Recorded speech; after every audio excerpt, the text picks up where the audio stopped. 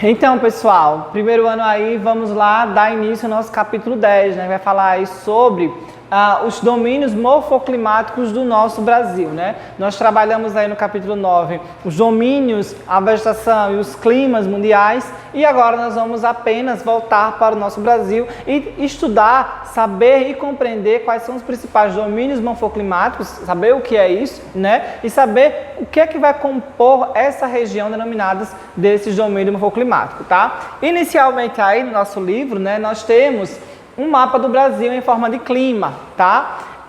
Nós temos os climas aí do Brasil marcado pelo clima equatorial, o clima tropical, né, semiúmido, o clima semiárido. Nós temos aí o clima tropical atlântico, o tropical litorâneo e úmido, e também nós temos aqui o clima subtropical, certo? Brasil, que possui extensões territoriais de latitudinal, né, ou seja, cortado aqui pela linha do Equador, cortado aqui pela linha do Trópico de Capricórnio. Então, se você tem essa grande extensão territorial, você vai ter aí uma grande variação climática. Além disso, grande distância também, longitudinal, regiões próximas aos oceanos, regiões mais úmidas, regiões distantes do oceano, regiões mais secas, além da grande presença da floresta amazônica nessa região. E a região sul, região mais fria, devido à região se localizar abaixo do Trópico de Capricórnio, certo? Então, o que é que nós temos aí? O surgimento de vários domínios morfoclimáticos, né? Segundo o professor Assis Absaber, ele vai nos mostrar aí que os domínios morfoclimáticos vai ser a junção entre o relevo, vai ser a junção entre a hidrografia, a temperatura e o clima. Então, nós temos aí esses tipos de domínio morfoclimático. Nós temos o domínio amazônico, né, na região norte do Brasil. Nós temos aí o domínio do Cerrado, o domínio da Caatinga, né? Nós temos aí também o domínio que é chamado da Mata Atlântica, ok? O domínio das matas araucárias, domínios dos campos, né? E as áreas de transição, região agreste, região Mata dos Cocais e região pantaneira, além dessa região litorânea aqui apresentar uma vegetação típica dessa região. Então nós temos a junção de clima mais relevo, formando os domínios morfoclimáticos do Brasil, certo? Por falar em domínio morfoclimático, vamos trabalhar inicialmente com os domínios quentes, certo? Quem são os domínios quentes? Né? São chamados domínios tropicais. Dentre eles aí nós temos o domínio amazônico, que está praticamente na região norte, né? O maior domínio do Brasil em extensão territorial, tá? Brasil aqui, letra maiúscula. Nós temos aqui o maior domínio do Brasil, né? Vai pegar aí não só a região norte do globo, mas vai se estender aí para 7 países, né? A floresta se estende aí para a região nordeste, se estende um pouco mais para a região centro-oeste. Vai ter também a maior rede hidrográfica do mundo, né? Nós temos aí o Rio Amazonas, que é um dos maiores rios do mundo.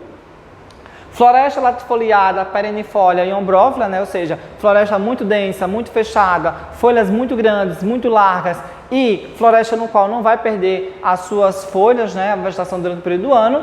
Grandes estratos, né? Vai ter uma grande variação de estratos que vão chegar a mais de 40 metros de altura. Além disso, nós temos diversos tipos de relevo. Na região interiorana, nós temos a chamada planície amazônica e no seu interior, no seu arredor, nós temos aí os altos relevos, como é o caso do Monte Roraima, entre outros, né? E nós temos naquela região a chamada serrapilheira. Isso quer dizer o quê? Que a floresta, ela própria, produz o seu próprio alimento. Por que isso acontece? Porque a floresta amazônica, ela é uma região bastante fechada, né? E possui aí uma grande quantidade de folhas. Com essa quantidade de folhas aí, irá ter um problema que é a não infiltração da água da chuva e a não radiação solar no solo, fazendo com que haja um solo pobre em nutrientes, né? Já que a floresta é toda fechada, não há radiação solar e não há também infiltração da água da chuva, né? A água fica nas copas das árvores e essa própria água aí terá uma transpiração, transformará-se em vapor e formará novamente a chuva, tá? E como é que a floresta sobrevive? Ela mesma produz seu próprio alimento, né? Essa serrapilheira aqui, nada mais, nada menos de que folhas secas, animais em decomposição, galhos em decomposição. Tudo isso aqui vai ser resto de árvores, resto de folhas, galhos e animais que vai desenvolver alimento suficiente para ela se autoalimentar-se, tá? A floresta amazônica. Além disso, aí a floresta amazônica ela vai ser marcada pela região norte, né? Mas vai se estender aqui, ó, a Amazônia nacional, né? A Amazônia brasileira, que ela vai se estender também para a região nordeste, aqui pega na metade do Amazonas, e a região do Mato Grosso do Sul, que é o centro-oeste, chamada de floresta amazônica brasileira ou nacional. A floresta amazônica legal vai ser a região da floresta amazônica no qual há o desenvolvimento de atividades como a extração, a pesca, a caça para as comunidades remanescentes, os quilombolas, os ribeirinhos, os indígenas, entre outros.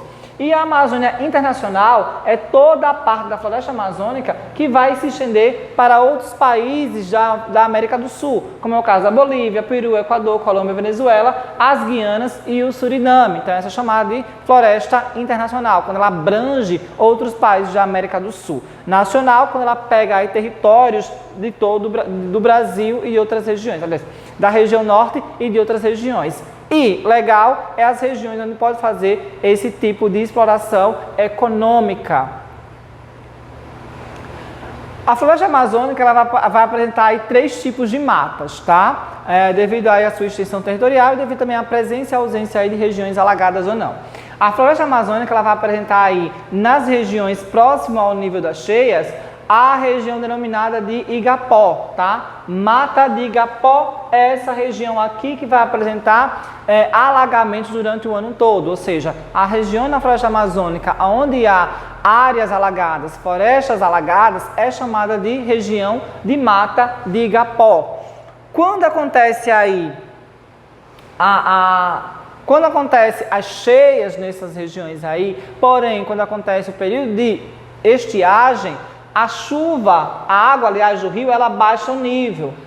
Eleva-se o nível na época de chuva e abaixa o nível na época de estiagem. Essa região aí que apresenta uma dinâmica na água fluvial, né, desse rio aí, ou dessa localidade aí, apresenta o nome de Mata de Várzea. Mata de Várzea é a região da floresta amazônica que na época das cheias fica alagada, metade nas cheias fica alagada e na escassez na época da escassez fica sem estar alagada, tá? E a região de mata terra firme é a região no qual há ausência de áreas alagadas. Então você vai perceber o quê? Mata de Igapó alagada o ano inteiro, Mata de Várzea alagada apenas no período de chuva, né? Alagada apenas no período aí de cheias. E mata terra firme, não há alagamentos nessa região, por apresentar um alto relevo também, regiões de alto relevo, certo? Também nós temos aí os chamados rios voadores, né?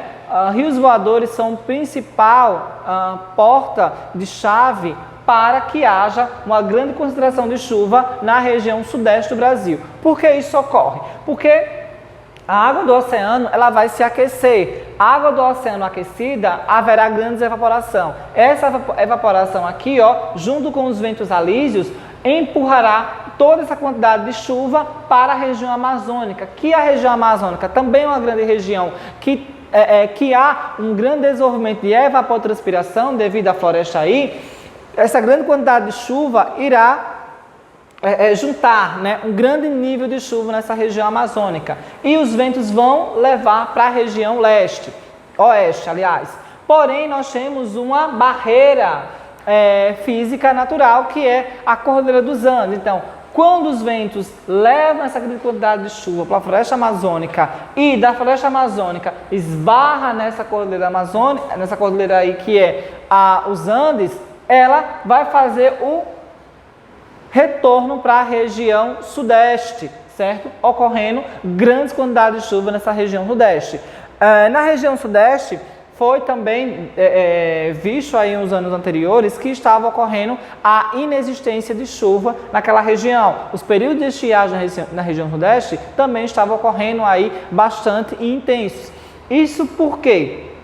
Por causa do desmatamento da região amazônica. Se continuar o desmatamento na região amazônica, a quantidade de chuva e o período de estiagem na região centro-oeste irá aumentar cada vez mais, até porque só existe chuva aqui na região centro-oeste devido à grande quantidade de massas úmidas que esbarram no Cordilheira dos Andes e vem para essa região aqui centro-oeste. Então, sem floresta amazônica, sem chuva no centro-oeste, surgindo desertos, como ocorre como o deserto australiano e o deserto de Kalahari, lá na região que é a África, certo? Domínio do cerrado, né? O cerrado também, que é chamado de savana, certo? Os cerrados que são as savanas, eles têm origem principalmente na região que é o Planalto Central, né? A região do Planalto lá no centro-oeste brasileiro, principalmente nas chapadas. As chapadas também e todo o Planalto lá serve como divisor de águas para o desenvolvimento aí das principais bacias hidrográficas e maiores do Brasil, que é a bacia hidrográfica Platina na região sul, a bacia Tocantins-Araguaia na região norte, né? E também a bacia do Rio São Francisco aqui, que vai pegar a região nordeste. Possui também duas estações bem definidas, como foi falado no capítulo 9, né? Verões quentes e úmidos e invernos frios e secos naquela região.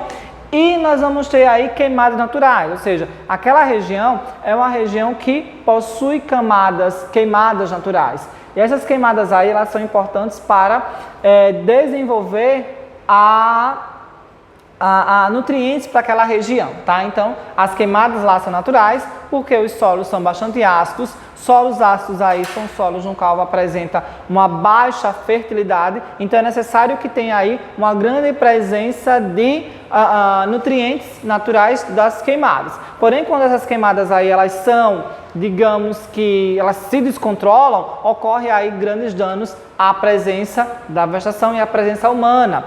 E também é bastante importante salientar que naquela região do cerrado, ele apresenta as árvores, né, elas são baixas, ela tem nanismo, né, as árvores não são muito altas, apresenta baixo porte as árvores aí e são muito tortuosas devido à inexistência de nutrientes e à inexistência e à presença de alumínio que faz com que elas fiquem aí bastante tortuosas e pequenas. Então nós temos aí, uma classificação sobre os cerrados e os tipos de vegetação dos cerrados, né? Nós temos regiões onde há campos limpos, ou seja, região só de estepes, região no qual nós temos formação vegetal bastante seca e herbácea, né? Os campos sujos, que já os campos lá secos, porém com a presença ou outra de arbustos. Nós temos aí os campos de cerrados, que são aí campos desenvolvidos principalmente por grandes quantidades de árvores. O cerrado, que são árvores aí mais tortuosas, e os cerradões, que são vegetações aí próximo à floresta amazônica, que vai apresentar aí praticamente uma grande quantidade de grandes estratos aí, além das matas ciliares, que vão se concentrar próximas aos rios, tá? Então nós temos essa classificação aí, de campos limpos até cerradão, que são as árvores um pouco maior, apresenta, né, essa formação tortuosa e não é muito alta essa árvore devido à grande concentração ácida nesse solo aí e também à grande concentração de alumínio. O domínio da Caatinga, né? A Caatinga, nosso bioma aqui do Nordeste, nós temos o quê? Estação semiárida mais habitada do mundo é a região da Caatinga. Ela além de ela ser semiárida, é uma região bastante habitada, a mais habitada do mundo. Presença aí do clima semiárido, né? Que apresenta aí grandes quantidades de chuvas mal distribuídas durante o ano inteiro. Tá? Nós temos também a chamada depressão sertaneja, que é uma região que fica aos seus arredores aí uma grande quantidade de relevo. Além disso, nós temos solo poucos profundos e pedregosos, a ausência aí de uma rica camada vegetal, né, para providenciar a agricultura, e também nós temos a presença da vegetação xerófita, que é uma vegetação aí que já foi falado, né, caracterizada principalmente por plantas com raízes profundas, caule bastante grossos e a presença aí de espinhos ao invés de folhas. Aqui nós temos a depressão sertaneja, né, que nós falamos aí, e vamos apresentar aí bastante clima seco e ausência aí de chuva. Por que isso acontece? Porque a água do oceano, né, o oceano quando ele se aquece, ele vai dar essa grande transpiração, formando grandes quantidades de chuva. Essa chuva, essas massas de ar úmida, né, que são carregadas de chuva de precipitação, ela esbarra nessa região que é chamado Planalto da Borborema. Esse Planalto da Borborema aí, como ele apresenta aí grandes elevações, para a chuva elevar-se, ela tem que atingir a certa temperatura. E quando ela atinge certa temperatura, ela precipita, descarregando em toda essa região aqui que fica entre a zona da mata e o agreste. E a nuvem de chuva, quando ela está praticamente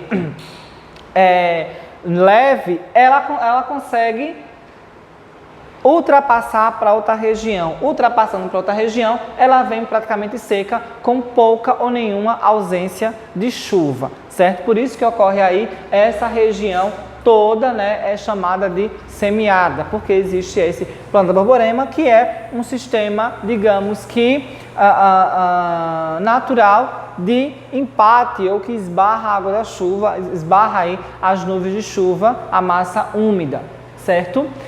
Nessa região aí nós temos rios intermitentes, que são rios temporários, aparecem apenas na época da chuva, e nós temos o grande rio, que é o rio perene, o rio São Francisco, que abastece praticamente uma grande parte aí da população nordestina, principalmente no sertão nordestino. Tá? Aqui a vegetação típica daquela região, né, são os mandacarus, que são denominados por vegetação xerófita. Temos aí um pouco mais ao sul os chamados domínios dos mares do morro, né? Essa extensão vai ser uma extensão de norte ao sul, típica da região sudeste do Brasil, tá? Ou seja, essa região aí você pode encontrar na região que é Minas Gerais, São Paulo, Rio de Janeiro. Você encontra aí indícios desse domínio chamado dos mares do morro. Mares do Morro foi denominado pelo professor francês, né, Pierre de Fornaz, em 1980, praticamente nessa época aí do século XX, entrando o século XX, tá? Ele chamou aquela região de laranjas pela metade, porque elas se parecem, né, como se fossem laranjas cortadas ao meio e deixadas em um local, tá? É um relevo malemolar, ou seja, é um relevo aí ondulado, que apresenta os seus picos ondulados, e nós temos também escudos cristalinos. Aquela região não sofre grande erosão devido à cristalização da sua área. Além disso, aí nós temos a região costeira, né, que é marcada pela presença de Mata Atlântica, e no interior também, nos vales aí dessa região, nos vales dessa região de morro, também nós temos a presença aí da Mata Atlântica. Tá? Região aí que foi ocupada e foi desmatada para dar início ao processo de ocupação, industrialização e urbanização. Atualmente, nessa região, a Mata Atlântica, ela apresenta entre 10% a 5% da vegetação original, ou seja, muito desmatamento naquela região, tá? Aqui, ó, é como se ele disse que parecia laranjas cortadas pela metade, né? Como se fosse laranja malemolar, porque é arredondada. Mares de morro, porque existe esse mundaréu aí de morros naquela região, tá? Presença de quê? Da Mata Atlântica naquela região. Região sudeste do Brasil é mais encontrada esse tipo de domínio. Domínios subtropicais, né? O que é que nós temos aqui nos domínios subtropicais? Nós temos dois tipos de domínios. Nós temos os domínios da araucária, né, que são os domínios aí marcados por uma floresta ombrófila, uma floresta praticamente fechada, né, bastante densa, encontrada principalmente na região temperada do Brasil. Região temperada do Brasil é a região que fica abaixo do Trópico de Capricórnio, tá? Nós temos aí também entre 800 a 1.300 metros de altitude nos planaltos dessa região, ou seja, essa vegetação ela só vai ser encontrada em regiões muito altas, como é o caso das Serras Gaúchas, certo? Apresentar aí rios endorreicos. Por que rios endorreicos? Porque os rios, eles vão se originar no continente e também vão se desaguar dentro do próprio continente. Também pode ser chamado de Mata dos Pinhais, tá? Mares do Morro, Mata dos Pinhais. Naquela região nós encontramos a canela, nós encontramos a erva mate, né? Além de ser um tipo de vegetação homogênea, ou seja, vegetação similar, vegetação igual em todo esse território aí. Outro domínio subtropical aí que nós temos na nossa área temperada é chamado aí domínio das pradarias. Pradarias que é uma vegetação herbácea, rasteira, localizado aí na região sul do Rio Grande, localizado aí na região sudoeste do Rio Grande do Sul, tá? Que é chamada de campanha gaúcha, composta de quê? De campos de gramíneos, ou seja, é uma região de grama, uma região baixa, rasteira, baixo volume hidrológico, né? Até porque se localiza em uma região plana, em uma região de relevo pouco acidentado, ok? E grandes calhas fluviais. Aqui, ó, esse é o tipo de vegetação no qual nós estamos falando, que é os pampas, os campas gaúchos, as pradarias, vocês podem ver. E nós falamos naquele mapa anterior sobre domínio morfoclimático, as áreas de transição, né? O que são áreas de transição? A área de transição é uma área que fica entre dois domínios morfoclimáticos, como é o caso do Nordeste e como é o caso da região norte do globo, que é a floresta amazônica, que é o domínio morfoclimático amazônico. Então nós temos a Caatinga e a floresta amazônica. No meio surge aí um outro domínio morfoclimático, né, que é de transição. Em alguns casos aí são áreas que possuem características que diferem das áreas ao redor, ou seja, ela não possui característica nem amazônica, nem característica da Caatinga, certo? Devido ao microclima que se instala naquela região ali, própria e típica daquela localidade, como é o caso da Mata dos Cocais, do Agreste, aqui, nosso Agreste, né, e da Mata Seca. Vamos então pegar um peculiar, que é chamado de Mata dos Cocais. As matas dos cocais vai ser originada lá na região que fica a região entre Piauí e a região que fica entre o Maranhão, tá? Então, principalmente no Maranhão, surge esse tipo de vegetação que é uma vegetação de transição, é a vegetação aí denominada por Mata dos Cocais. Nós temos o babaçu e a carnaúba, tá? Que é a principal fonte de renda para as comunidades lá na região que é a classificada como meio norte, ok? Então nós temos aí uma grande procura dessa vegetação aí para as indústrias de cosméticos, para fazer creme, shampoo, hidratante, perfume e até mesmo sabonete, entre outros, tá? É uns coquinhos aí, né, que é feita a extração desses para fazer óleo também, fazer manteiga, entre outras variedades. Além da utilização das palhas aí para fazer artesanato local. E nós também temos as paisagens de exceção. O que são paisagens aí de exceção? São ecossistemas únicos e diferentes dos já estudados anteriormente, né? Por quê? Porque nós temos um grande e vasto litoral aqui na região do Brasil, litoral esse aí que é marcado por uma geologia recente, né? Uma geologia aí que vem do início aí do Quaternário. Além disso, nós podemos apresentar solos bastante salinos, solos ácidos, além de ser pouco desenvolvidos, né? Não vai utilizar-se para a agricultura aquela região, né? Moderada ou elevada pluviosidade, dependendo aí da localidade no qual nós estamos, e uma grande drenagem superficial, já que naquela região apresenta aí solos porosos e esses solos aí têm um grande poder de infiltração da água da chuva, tá? Contendo aí grande volume subterrâneo de água. Então nós temos aí os mangues como uma faixa de transição, nós temos as marismas na região sul e nós temos as restingas lá na região litorânea, principalmente aqui no Nordeste.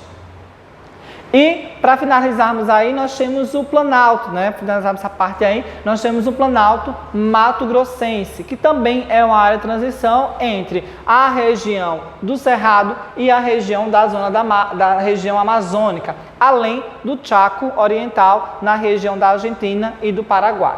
Ecossistema úmido com áreas pantanosas, né? Aquela região não pode ser classificada como um pântano, porque aquela região ela não é alagada, digamos, devido ela não vai ser alagada, digamos assim, por infiltração ou pelo surgimento de grandes lençóis freáticos, mas os rios eles vão escorrer para aquela região, até porque nós vimos que na região do Cerrado é composto aí por grandes quantidades de serras e morros, né, e chapadas, e as chapadas aí todas irão levar essa grande quantidade de chuva para a região do Pantanal, fazendo com que aquela região seja uma área alagada, não um pântano. Ecossistema úmido com áreas pantanosas, em seus arredores há uma composição de planaltos esses que faz com que a água escorra toda para aquela região plana, aquela região de superfície. Não possui vazão para o escoamento superficial, fazendo com que as áreas fiquem alagadas durante o ano inteiro. Além disso aí, né, nós temos hotspot da biodiversidade. O que são hotspots? Hotspot aí são locais onde apresenta biodiversidades únicas, endêmicas daquela região. Foi desenvolvido pelo geógrafo aí Norman Meares em 1988. São biomas que apresentam grandes variedades de espécies endêmicas e que estão propensos à destruição, ou seja, um grande bioma que está propenso à destruição, ou um grande bioma aí que apresenta animais que só existem naquela região, é chamado então região de hotspot. Ecossistema que requer conservação com urgência. Além disso aí, nós temos,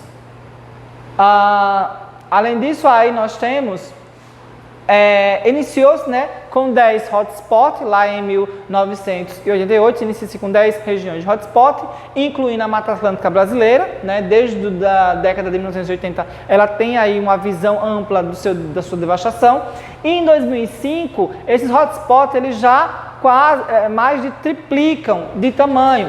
São 34 hotspots atualmente. Desses 34 aí, nós temos a inclusão do Cerrado como um hotspot, ou seja, a Mata Atlântica brasileira e o Cerrado são áreas classificadas como áreas que apresentam variedade de espécies endêmicas. Só existem animais, como é o caso da onça-pintada no Cerrado, como é o caso da arara azul na Mata Atlântica, do mico-leão-dourado na Mata Atlântica. Não existe mais em local nenhum esse tipo de animais.